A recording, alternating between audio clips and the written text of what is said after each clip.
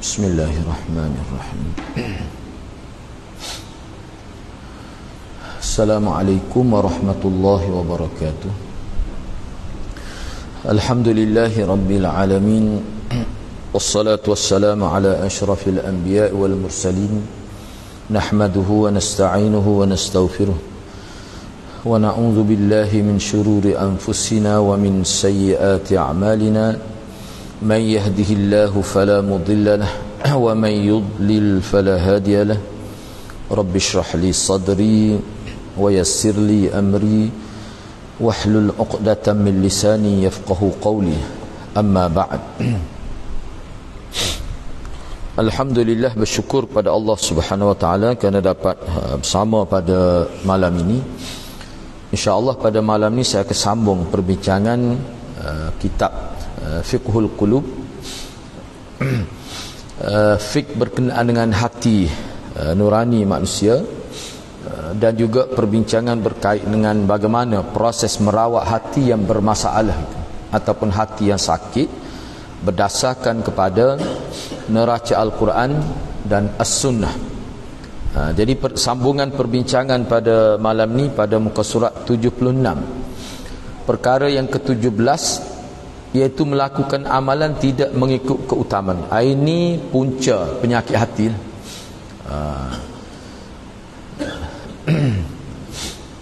Punca penyakit hati, ataupun orang yang sudah terkena, orang yang sudah hati yang sudah sakit. Ini keadaan-keadaan yang berlaku kepada dia. Dan inilah juga sebenarnya yang menjadi punca kepada hati seseorang itu bermasalah. Jadi poin yang ke-17, iaitu melakukan amalan tidak mengikut keutamaannya. Melakukan amalan tidak mengikut keutamaan. Seperti yang anda sebut dalam sesi lepas, bahawa Dr. Yusuf Qaradawi tulis satu buku khususnya, Fiqh Keutamaan, Al-Fiqhul Awlawiyat, Fiqh Priority, ataupun kita kata dalam bahasa kita, mana memahami sesuatu dari sudut keutamaan itu. Mana dalam agama Islam ni, ajaran yang Nabi ajar ni, ada yang perlu kita dahulukan dan beri penekanan, dan ada juga yang dibuat tetapi tidaklah diberikan penekanan. Maknanya dalam keadaan-keadaan tertentu kita boleh tinggal kerana nak jaga amalan yang lebih utama. Itu dalam agama kita ni dia ada perkara itu. Jangan perkara itu kena tahulah, supaya kita tidak tersilap duk habis homo, habis harta dalam perkara yang tidak penting, yang tidak menjadi keutamaan, sehingga jadi tertinggal yang menjadi keutamaan itu.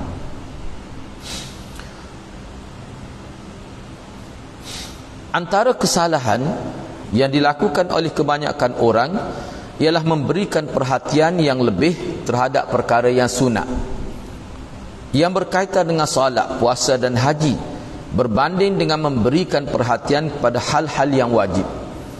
Ini bukan bermakna yang sunat atau tidak dianggap penting, tidak. Ini dari segi tumpuan. Di sini dia kemukakan satu contoh lah sebenarnya. Seringkali setengah orang, orang Islam lah, dilihat melakukan qiyamul lail. Ini berlaku pada setengah orang. Kemudian besok harinya pergi ke tempat kerja dalam keadaan monyok, dia kata monyok tok tu nak dalam keadaan monyok tu, tidak mempunyai kekuatan, sehingga tidak dapat bekerja dengan baik. Sebab apa? Sebab letih tu lah. Dia bangun, betul-betul dia bangun 1/3 akhir malam, pukul 3:30 atau pukul 4. Tu kalau kita bagi 1/3 akhir tu, dia sekitar pukul 3:30, pukul 4 tu lah. Jadi dia bangun tu awal sangat, menyebabkan dia pergi kerja pagi tu jadi tak boleh nak tumpu pada kerja, sedangkan kerja tu wajib. Sebab dia amanah, melakukan kerja tu amanah. Sepatutnya kalau dia nak solat tahajud, nak qiyamul lail, janganlah hawa sangat. Mana kalau bangun pukul 5 start qiyamul lail dah tu, banyak dah tu, nak sapa ke subuh tu hampir 1 jam dah tu. Cukup dah tu. Kecuali selepas tu, bila kita tengok kita ni sudah ada kekuatan sapa bertahun dah kita buat begitu, boleh tingkatkan awal sedikit. Tu bagi Anas kadar itu malik dah, sebab kita kerja ni awal pagi. Kalau hani dia kata, jadi hak tu sunat ya. Padahal kita kata buat 2 rakaat pun boleh dah, tercapai dah maksud. Mungkin orang lain yang kerja kita kata agak lewat kerja tengah hari pukul 11 masuk pejabat misalnya tak, tu mungkin dia boleh awal lagi. Jadi kena tengoklah jadi hak wajibnya hak mana. Hak wajibnya adalah bekerja dengan berkualiti tu. Tu memang semua ulama kata wajib. Baik, cuba kita tengok di sini. Jadi kesan daripada bangun terlalu awal tu menyebabkan dia tidak dapat tumpu pada kerja dengan berkualiti. Alangkah baiknya kalau dia mengetahui bekerja dengan baik itu hukumnya wajib. Sebab apa? Sebab dia menanggung amanah. Amanah tu sebab dia ada majikan dia. Dia sanggup dah terima kerja itu. Jadi dia kena buat dengan baik lah, dengan penuh berdedikasi. Tiba-tiba perkara itu terjejas kerana apa? Kerana dia buat hak sunat malam tu. Padahal Nabi tidak suruh. Siapa lama ketemu dah, kalau kita dah tahu kita ni lemah, kita ni baru-baru nak berjinak dengan kita kata tahajud, ambil pukul 6, pukul 5.30 ke, dah lagi tu. Waktu bukan sekat 2 rakaat ya. Kalau kita baca ayat pendek tu banyak rakaat boleh, 4 rakaat, 6 rakaat boleh. Kalau kita baca 2 rakaat, baca ayat panjang sekadar tu tak apa dulu. Tu biar terlatih. Nabi ni boleh lama sebab dia latih lama. Lama bertahun-tahun tak tinggal. Perkara itulah yang ditekankan di sini. Bukan dia kata tak usah buatlah sunat tu, tumpu kat wajib. Tidak, dia tidak maksud gitu. Baik, berdasarkan satu hadis yang diriwayatkan daripada Shaddad bin Aus radhiyallahu anhu, beliau menyebutkan bahawa Inna Allah katabal ihsan ala kulli syai'in. Ini sebenarnya kata-kata Nabi ni. Cuma dia riwayat secara bebas gitu sebab dia sahabat. Inna Allah katabal ihsan ala kulli syai'. Sesungguhnya Allah mewajibkan ihsan atas segala sesuatu. Ihsan ni kalau kita nak terjemah mudah, buat sesuatu biar berkualiti. Itu makna ihsan. Itu bahasa paling mudah. Mana kita buat sesuatu biarlah ihsan. Ihsan dalam kerja, ihsan dalam bantu orang, semua ihsan. Maknanya buat dengan memikirkan kualiti. Itu bahasa yang paling mudah untuk kita terjemah ihsan. Mengabaikan kerja atau tugas bererti mengkhianati amanah yang diberikan dan memakan harta dengan cara yang tidak benar. Jika seseorang menyedari hakikat sebenar kerja yang sedang dilakukannya, ketika itu dia tidak akan memperbanyak qiyamul lail untuk dirinya sendiri sehingga mengabaikan kerja di pejabat. Ini kerana memperbanyakkan qiyamul lail tidak lebih daripada amalan sunat yang tidak diwajibkan Allah dan Rasul. Makna dah kita tak boleh buat banyak, buat sikit sudahlah. Pentingnya buat. Maknanya situ kita mungkin pahala tak dapat banyak lah. Kita ambil pahala pada budaya kerja kita pula. Kita ambil pahala situ. Jaga kerja tu. Bekerja secara kita kata berkualiti, ambil pahala situ. Lepas tu cubalah. Sebab manusia ni bila dia membiasakan salat malam, kalau dia lama sikit tak apa. Hak baru-baru ni setengah jam tu rasa letih dah. Tu kita kena tahu tu.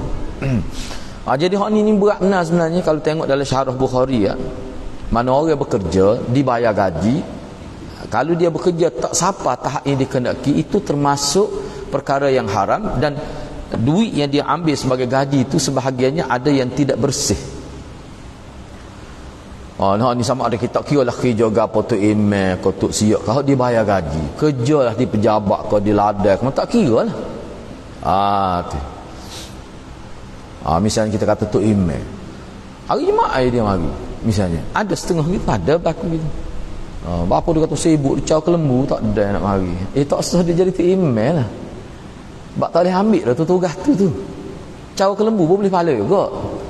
Tak boleh ambil dia ada, kalau tentu dia tak boleh mari, dia tak boleh ambil. Lepas tu gaji ambil ke tak?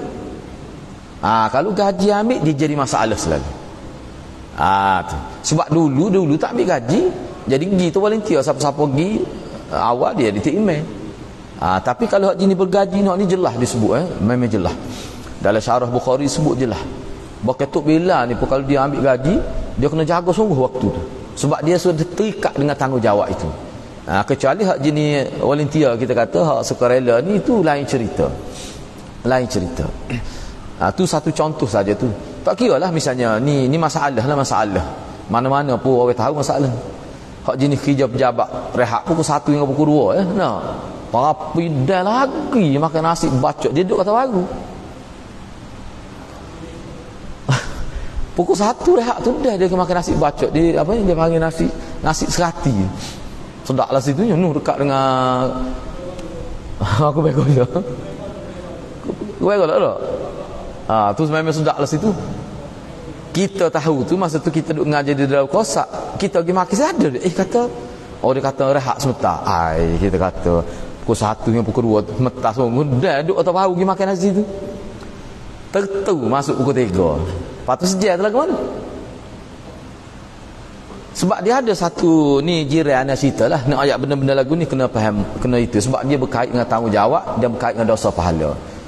Dia kalau setengah-setengah pejabat misalnya jiran anda semasa anda duduk di Selangor tu dia tak apa misalnya kalau dia nak tubik ada kerja dia kena tubik lewat orang lain tubik tak tubik lagi berapa jam dia ambil misalnya contoh sepatut pukul 1 pukul 2 pukul 3 boleh masuk tapi dia maklum lah kerana ada urusan penting tak apa dia kena klik tubik pukul 5.30 dia kena tanda mungkin dia ada paskat tu kan dia kena ada tu tak apa misalnya kadang-kadang pagi dia ada urusan dia telefon dia kata dia boleh masuk ke 10 tak apa klik nu dekat ngeri dia ada jenis syarikat begitu kalau lagu tu tak jadi masalah kalau lagu tu tak jadi masalah apa tu takut kita mengambil yang bukan hak kita tu ya sebenarnya hukum agama tu begitu jadi kalau kita tak boleh buat tugas aku jangan sanggup lah kalau tidak jadi nanya kita nanya ni memang masalah ni ana jadi tu email dulu kita sedih puberti tu salah satu sebab kan tu mai tu email mai lain mana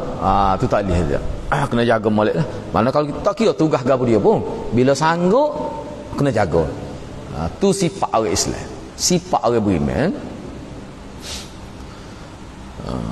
baik seterusnya jadi anda nak sebut sedikit lagi di sini poin yang ke-17 tadi kalau dalam konteks masyarakat kita sekarang ni gapo dia keutamaan kalau dari segi sedekah dari segi sedekah gapo dia keutamaan adakah sedekah bui ke masjid ke lagu mana tengok keadaan dia kira kepentingan misalnya kita jiran kita tahu dia tu miskin ibu tunggal misalnya kalau tanya nak baik bui ke dia sebab kalau pergi ke masjid ni kadang-kadang masjid tak tahu pun orang jiran sebelah rumah kita tu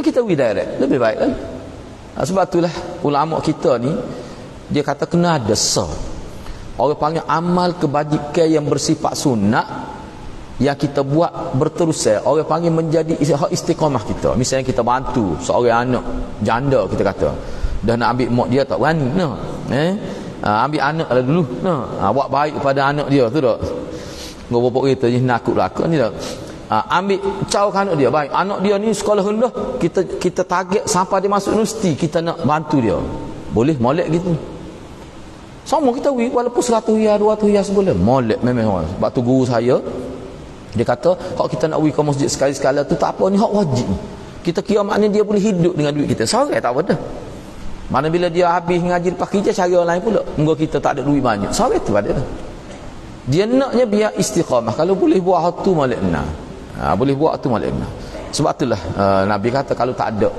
bui ke isteri tu boleh pahala dah kita nak bui ke orang lain tu sekadar cukup untuk keluarga kena ingat bui pada keluarga tu sedekah besar lagi bahkan setiap suapel setiap apa ni kita kata suapel yang masuk fi fammi imra'ati lahu untuk dia untuk suami tu sedekah kalau dia duit dia kena ingat tu jadi kalau ingat gitu mengikut Muhammad Kutub seseorang yang dia ingat setiap sen bahkan setiap sesuatu nasi yang masuk dalam mulut isteri dia itu sedekah orang ni dia akan kualitikan kerja dia apa sebab dia nak sedekah ni nampak duit ke bini pun sedekah sebab harta sedekah ni dia boleh pahala dia berkait dengan perolehan harta tu juga maknanya dia akan kualitikan sungguh lah pendapatan dia tu sebab sana dia kembali pada sana lah gaji dia ambil tu apakah dia banyak curi tulang ke tak dia ambil kira belakang dalam kepala apa sebab dia nak makan ke anak bini ni jadi kau gitulah hadirat yang dimaksudkan keutamaan tu kena fikir tu baik seterusnya poin yang ke-18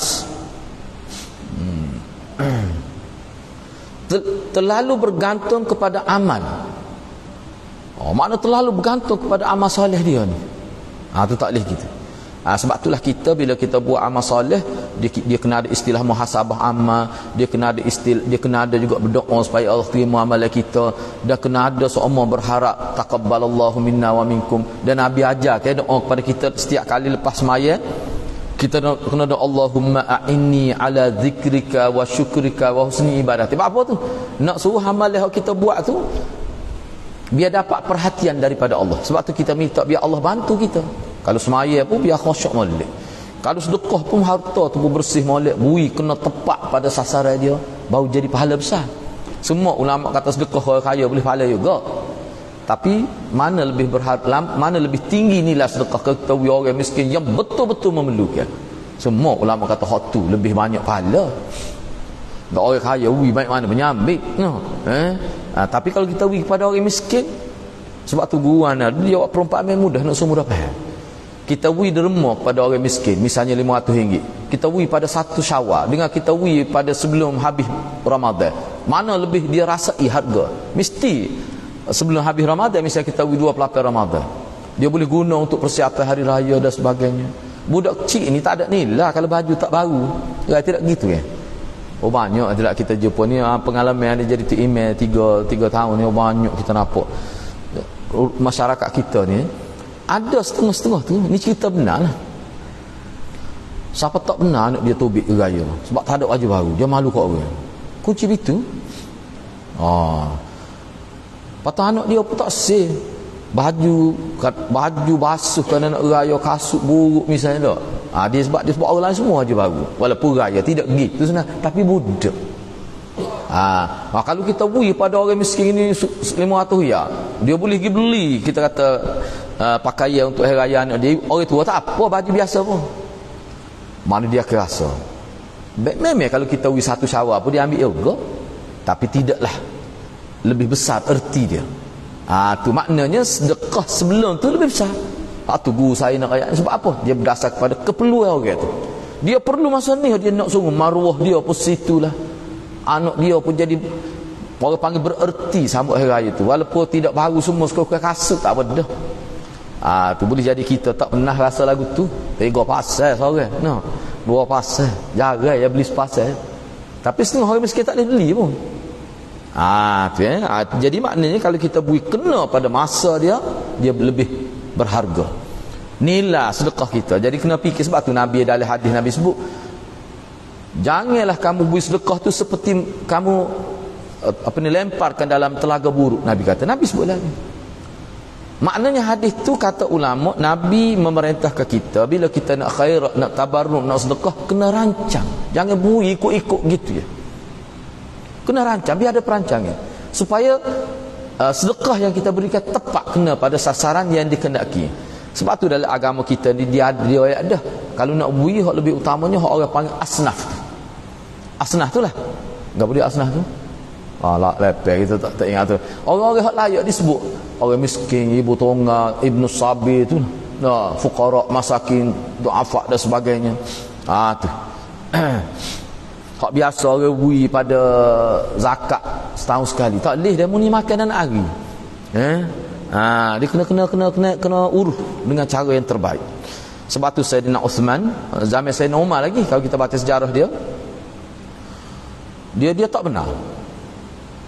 Dia kata memang jatuh maruah kita sebagai penjawat awam lah, kita kata sebagai kerajaan.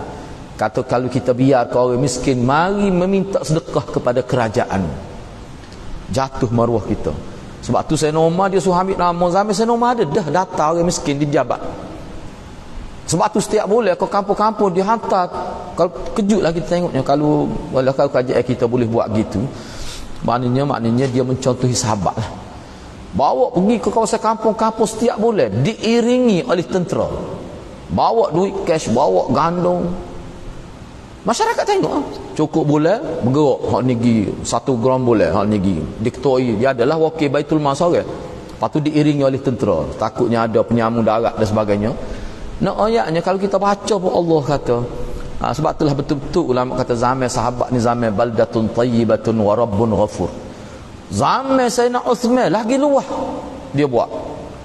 Dia tambah lagi peruntuk kepada Mesir sehingga orang-orang panggil ibu tunggal apa dia kita kata OKU boleh hidup seperti orang lain juga. Sebab tu saya nak wakar. Sebenarnya perkara ni saya nak wakar yang asasnya. Bila dia merintah pada hari pertama tu, dia ucapkan sulung dia kata orang yang lemah di kalangan kamu itulah yang menjadi keutamaan aku, dan orang yang kuat, orang yang sudah boleh berdikari, dia tidak menjadi keutamaan aku dalam sistem pemerintah aku. Sebab orang kaya tak mampu dia boleh hidup dah.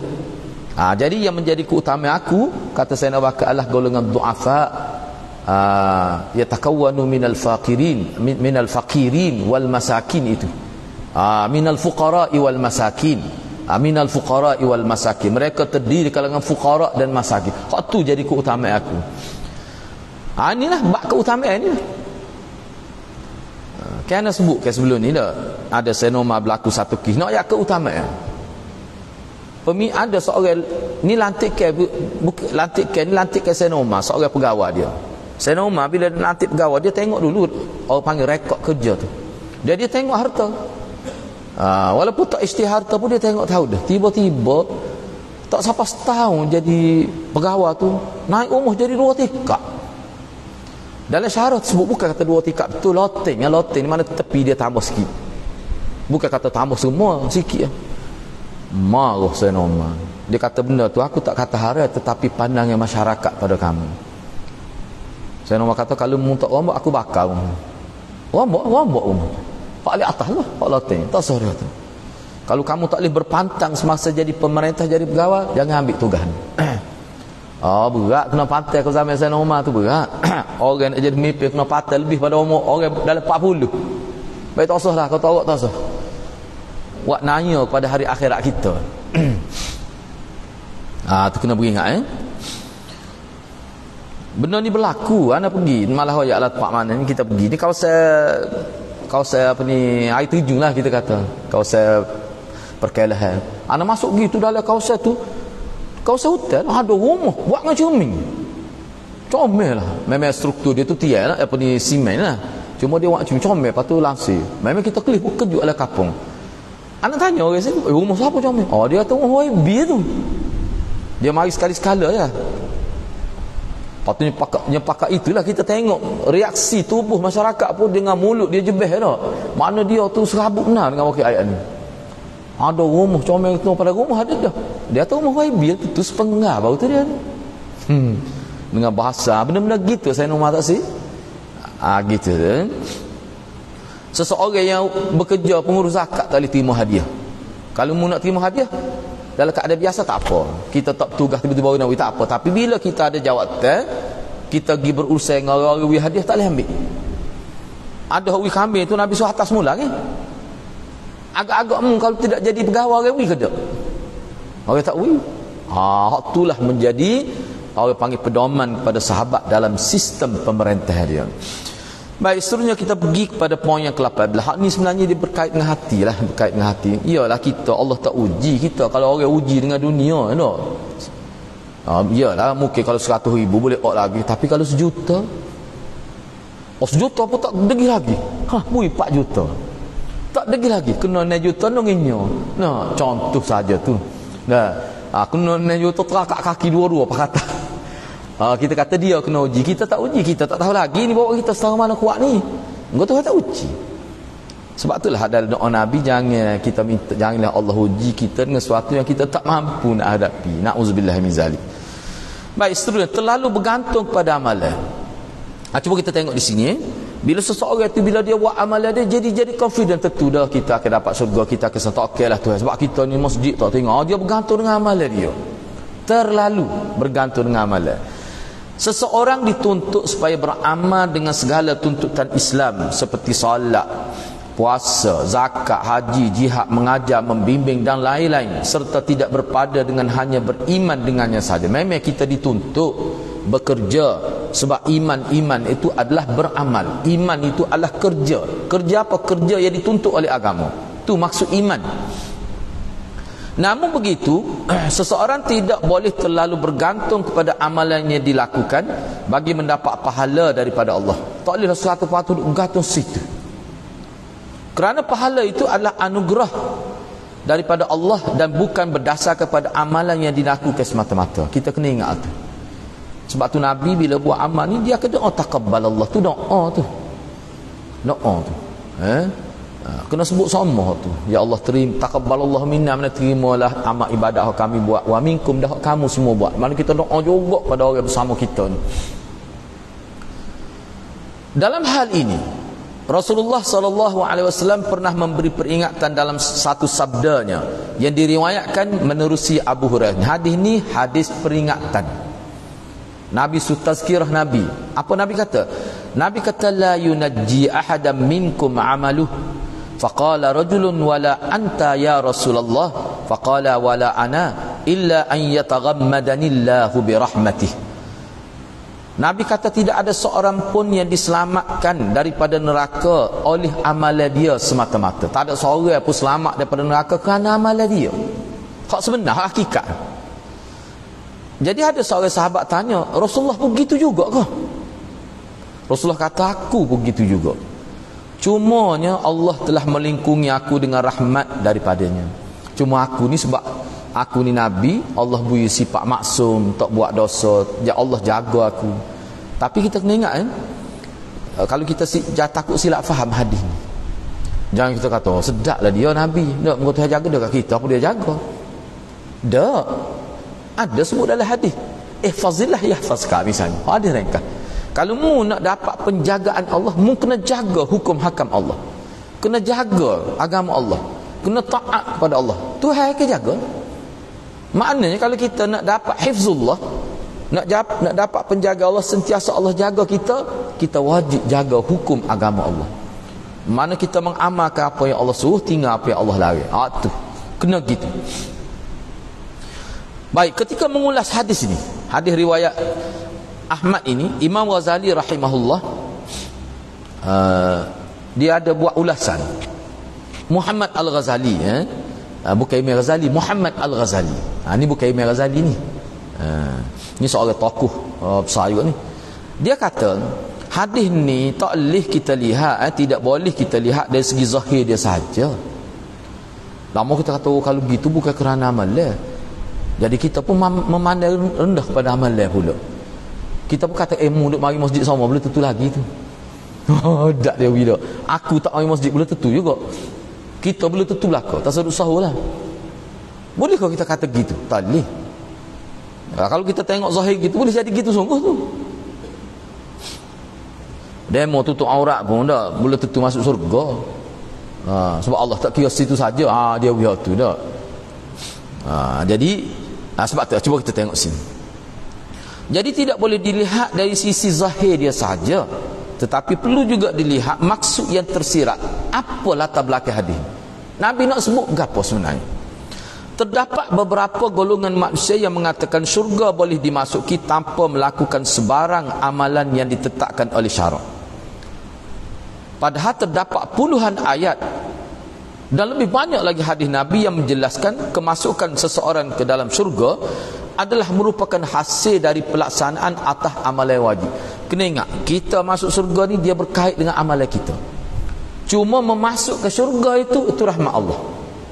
Dan Allah tidak akan beri rahmat kepada orang yang tak jaga, yang tidak ikut perintah dia, tidak meninggalkan larangan dia. Itu jelas. Betul. Seseorang itu masuk syurga kerana rahmat Tuhan. Nak dapat rahmat tu lah mana?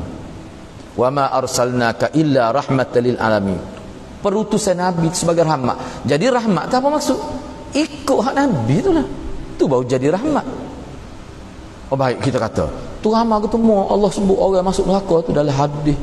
Ada hadis kata ramai perempuan masuk neraka, ada juga hadis kata lelaki ramai masuk neraka. Maknanya ramai dalam neraka, ada hak kekal dalam neraka. Hak lagu mana tu?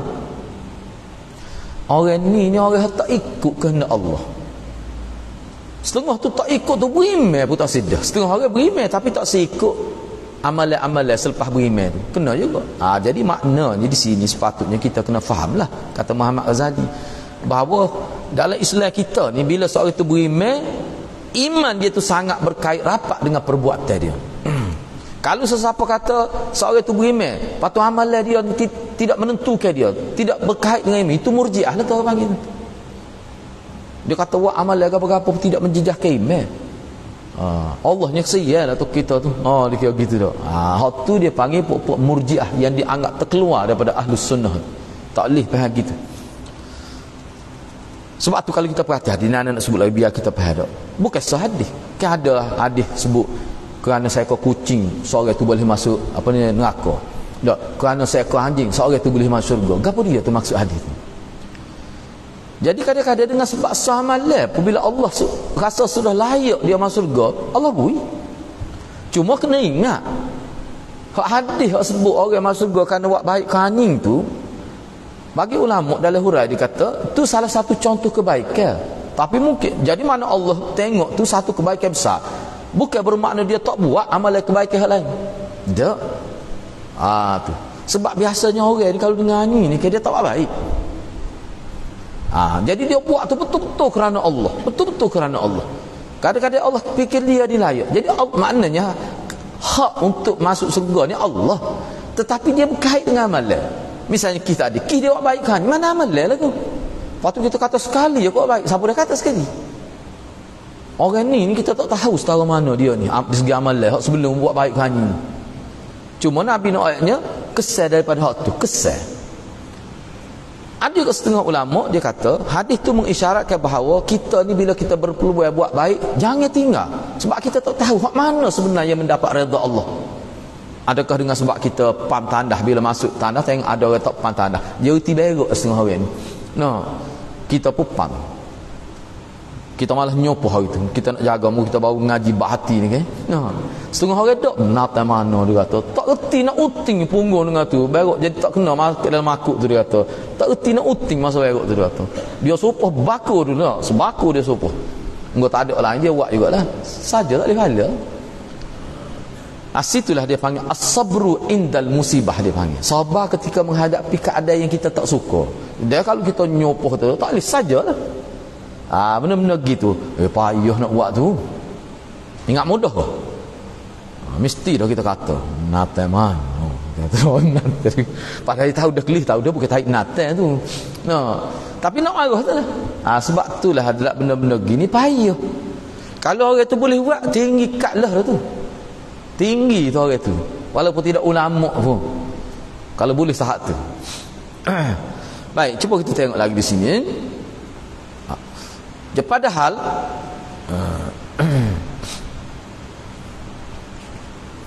hadis ini sebenarnya membantah unsur-unsur tipu daya dan sombong dalam melakukan amalan. Baik, kita baca dulu pada anda bagi sedikit huraian. Artinya maksud hadis ini, syurga ni boleh dimasuki dengan melakukan amalan yang ikhlas kepada Allah Subhanahu Wa Taala. Yang bersih, amalan itu bersih daripada unsur-unsur yang tidak ikhlas, untuk riak ke dia tak kira lah.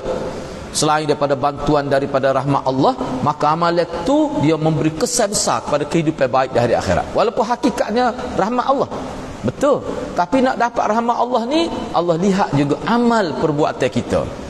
Hadis di atas juga menolak sama sekali kebolehan masuk syurga dengan amalan. Jadi kita nak kata 100% inilah sebab hakiki kita boleh masuk syurga dengan amalan kita, tak boleh gitu. Kalau lagu tu maknanya dia akan berlaku satu paksaan kepada Allah. Sebenarnya puak-puak Mu'tazilah sebenarnya gitulah. Mu'tazilah lah khususnya. Dia kata bila orang buat baik, wajib Allah balas baik. Wajib dia letak.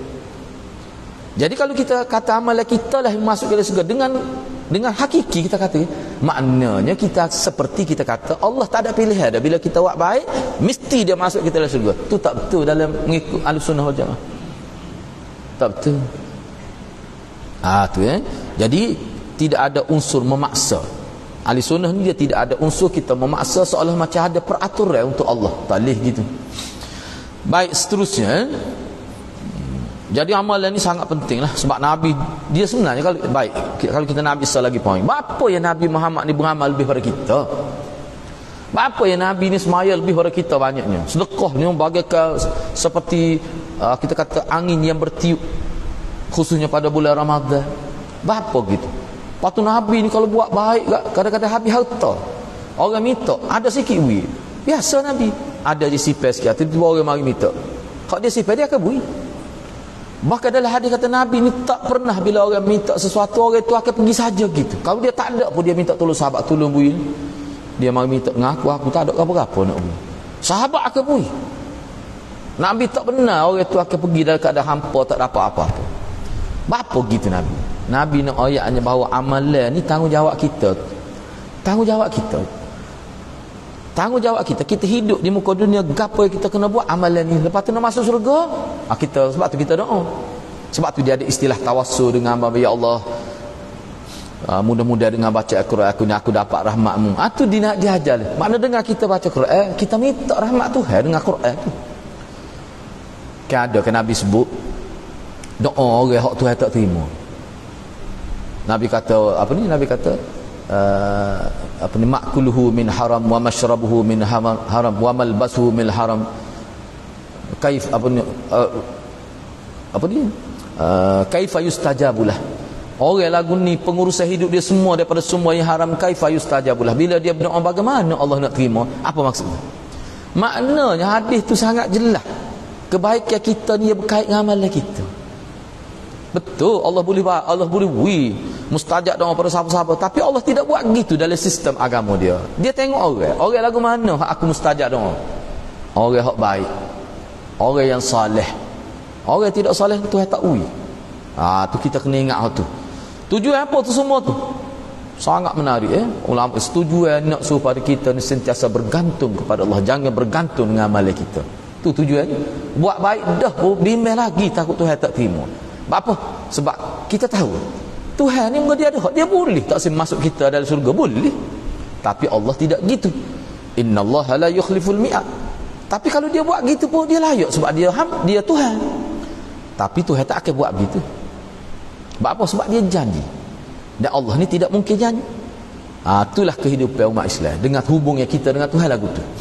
Kalau kita tidak buat gitu, mana hubungan kita dengan Tuhan itu tak betul. Tak betul Baik. Yang ke-19, tergesa-gesa hendak mendapatkan apa ni? Baca dah tu tak? Tergesa-gesa 19 tergesa-gesa hendak mendapatkan hasil.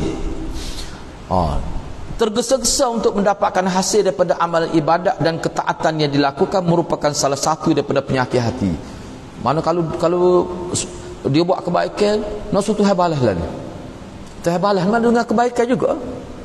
Dia kata semaya tak tengok tahajud pun tak kaya-kaya juga dia. Tu salah satu contoh lah tu. Misalnya kalau dia berdoa nak suruh kaya, tiba-tiba tak ada bertambah pun pendapatan dia bertahun-tahun tu.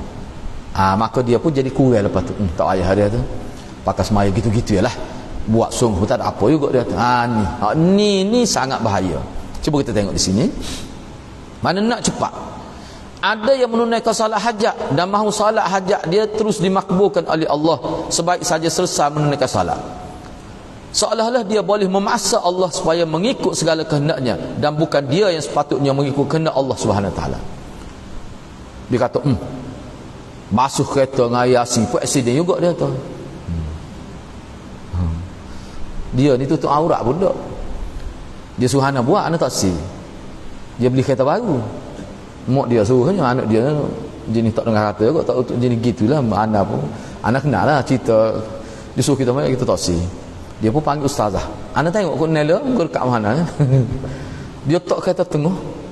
Dia ikut kereta tu. Dia baca Yasin. Lepas tu dia tahlil dengar, faham mana dengar, muka dekat. Lepas tu dia mandi kereta tu. Anak tak tahulah ustazah dia ada tempat kawas kalau ke mana sebelum ni dia sama best waktu mau mandi kereta orang. Anak pun tak pastilah. 2-3 hari lepas tu aksiden kereta tu. Anak dia kata, tak ada apa, mai ajak pun aksiden juga kereta. Ni. Bagi anak perbuatan ustazah tu telah menimbulkan fitnah pada orang jahil. Jadi orang jahil sangka itu amalan agama. Sebab Nabi beli kuda tak ajak mandi kan Abu. Tak pernah. Siapa dia boleh ayatkan? Ada satu hadis Nabi bila beli untuk Nabi mandi dengan baca. Ada ke tidak Nabi buat? Mungkin Nabi pun ada kenderaan juga. Tak ada bunyi mandi kuda, mandi unta. Tak ada. Jadi bila kita buat gitu orang jahil sangka ni amalan agama. Bila tak berlaku seperti hak doa, hak nak, dia kata tak amal orang panggil perbuatan agama ni adalah merupakan satu perkara khayalan, bukan perkara, akhir sekali dia akan jadi sanksi kepada anjuran agama, padahal tu bukan anjuran agama. Terfitnahlah agama kerana orang agama sendiri. Nak jawab mana saya tu? Tu bahaya tu. Sebab tu kita nak buat apa-apa ni enggak ustazah tak kena pelawak. Ustazah mesti kecek tu no. Bagi lagu tu dia suruh anak buat anak taksi. Mak dia pujuk pergilah ustaz ni, kata kita tak biasa mandi kereta ni. Kita sebut gitu dia. Dia nampak merah kat lah muka, sebab dia panggil ustazah. Ada kelih mengaru mana dua tiga kita tengok kata jalan dia kata mandi ngati ni. Yang mandi suruh. Tapi tak guna air sabun, dia mandi dia jiruh gitu ya, dia tak rosak pun. Ana tengoklah. Kalau dia selawat ke sallallahu ta'ala kata parut sengoti ustazah ni. Dia selawat tu. Ana tengok sendiri gitu. Na'udzubillah min zalil. Minta jangan gitu ya. Bagi kat kawas 10 riyal dah sekali kita. Basuh cuci lek kata. Kalau vacuum tu dia tambah 5 riyal, 15 riyal. Baik. Ana ambil sikit lagi Ada yang berjuang dan menyampai ceramah dan sebaik saja bangun pada keesokan harinya dia mahu perjuangan terus mencapai kemenangan. Dan rakyat terus bertindak membuat perubahan mengikut sebagai yang terdapat dalam isi ceramahnya pada pagi itu juga. Dia nak biar dia kecek malam, masyarakat berubah lagu pagi esok. Ada setengah penceramah lagu tu. Lepas tu dia kata benok-benok tak cakap ayat. Tengok gak sejarah Nabi. Setengah-setengah orang Mekah tu Nabi 13 tahun Nabi berdakwah. Setengah tu Nabi mati baru masuk Islam. Menyebabkan dia tidak tersenara sebagai sahabat. Nabi sendiri tu tak ke mulut Nabi tak asing. Nabi sendiri tu. Jadi kadang-kadang penceramah ni gitu, kadang dia kutu. Dia kata kapur ni memang benok-benok lah dia kata. Benok bertindih-tindih dia tu. Tak ada nak guna bahasa ke dia lagi. Apa tu? Aku tak cakap royak. Aku 5 tahun dah duduk kuliah tu. Duk buat lagi belum. Apalah tak erti. Dia ngepek. Cuba elok lah. Cuba elok. Kita kadang-kadang kita ni bahan ni anak nak sebut saya takut silap. Kita ni kadang-kadang kita nak suruh orang berubah supaya kita rayak. Kadang-kadang kita rayak orang berubah pada bahagian C. Kita tak tengok tu. Hak kita duk mengajar ni kadang-kadang orang berubah banyak. Cuma hak kita sebab kita sendiri pun melihat dengan ruangan yang sempit, melihat dengan neraca sempit. Tengok sunnah ni sempit kita tu. Sedangkan hak kita duk mengajar orang berubah banyak dan kita tak nampak tu. Kadang-kadang berlaku begitu. Dia duk ngepek sebab orang ni tak berubah dalam beberapa perkara hak dia duk tekan. Sedangkan orang lain jadi juh bak lain gitu dia tak khabar. Tak kena. Sebab tu sini dalam kitab ni dia ada sebut juga sunnah-sunnah Nabi bukan beberapa perkara tu ya. Sedang beberapa hari selepas tu dan jiwa manusia terus bersih, dia nak gitu. Biar dia orang berubah lalu. Ustaz ni sendiri pun nak berubah pahit orang payah main dalam setengah-setengah perkara masalah bagi dia. Kenapa hal tu? Sebab itulah dalam hadis lain sini dia tak sebut, Nabi sebut kan? Dalam hadis lain Nabi sebut, Nabi ada sebut nak peringatkan kepada kita. Nabi kata al-ajalatu minasyaitan. Gopoh-gapah nak cepat ni itu orang panggil hasil daripada seruan syaitan. Watta'anni minallahi ta'ala, dan berhati-hati, tidak tergesa-gesa buat sesuatu dengan keadaan yang mengambil kira banyak perkara lah. Tidak tergesa-gesa, itu daripada Allah Subhanahu Wa Taala. Ada yang beramal, menunaikan salat dan juga berzikir dan mahukan hatinya tenang pada masa itu juga. Jika hatinya tidak tenang juga, dia ragu pula kepada kebenaran janji Allah Subhanahu Wa Taala yang mengatakan ala bi zikrillah tatmainnul qulub. Untuk ada apa dia kata? Aku baca Quran ni kadang-kadang satu hizib sehari, kadang-kadang 15 muka surat nak hari tak tenang-tenang juga. Dia sabar buat situ. Ada setengah orang gitu. Baru tu dah. Sebab orang suruh mengaji, kena mengaji molek hadis, bukan satu ayat Quran, bukan satu ya. Jika hatinya tu ada orang yang berubat selarah dengan sunnah Rasulullah sallallahu alaihi wasallam, yang mana Nabi suruh umat dia kalau sakit kena pergi berubat, tetapi mahukah sembuh serta merta, dan kalau tidak sembuh serta merta terus dituduhnya ubat-ubatan itu tidak berkesan dan pergantungan kepada Allah pun menjadi longgar serta merta. Ada setengah orang lagu. Lepas tu maya pun lebih kurang. Dia kata tak ada apa, tak ada doa lah. Dia kata doa tak ada apa juga. Dia jadi gitu kesal dia. Apa tu? Sebab tak faham agama, tak faham ajaran Nabi. Padahal untuk membolehkan sesuatu amalan itu diterima oleh Allah, dia memerlukan keikhlasan, kesabaran, kebergantungan yang teguh dan bulat hati, serta keselarasan amalannya dilakukan itu dengan tuntutan sunnah.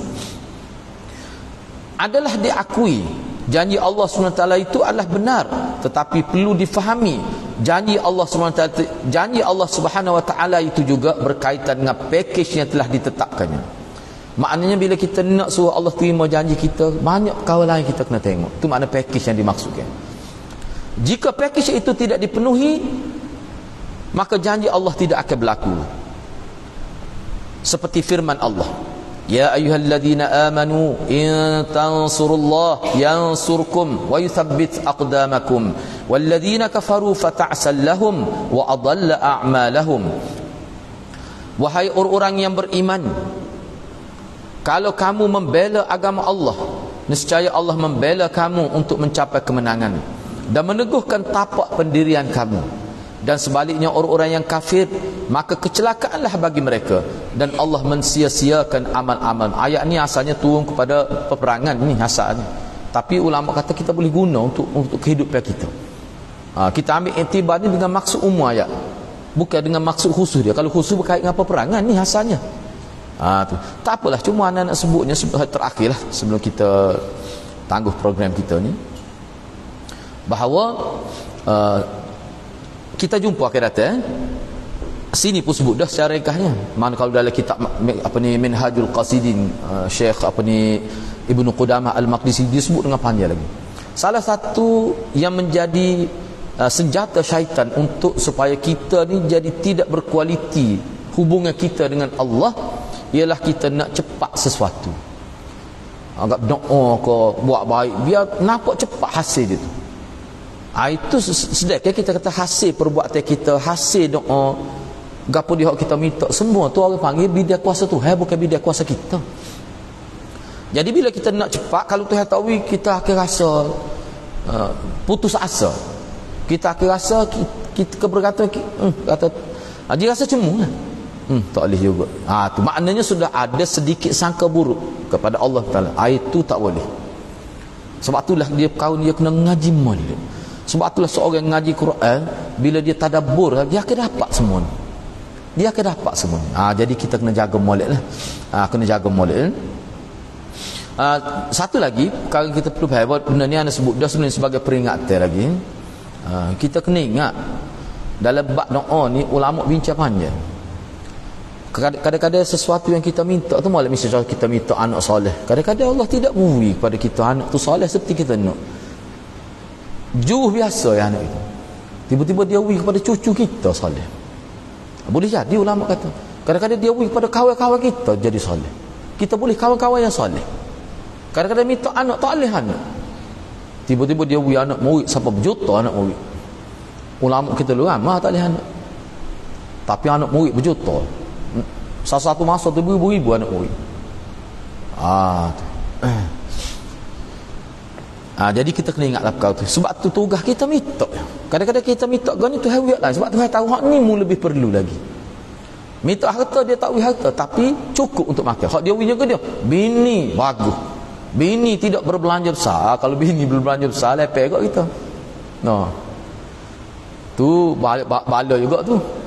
Nak beli bit ke 3,000. Tak beli hak tu, nyetok masuk ke masing. Rupanya dia sombak tu hak tu. Lepek kita tak. Sebab itulah isteri ni, kalau isteri soleh ni dia faham. Ada berlaku dalam hadis tu. Kalau kita ngaji dalam kitab Al-Adab Mufrad, dia akan sebut tu.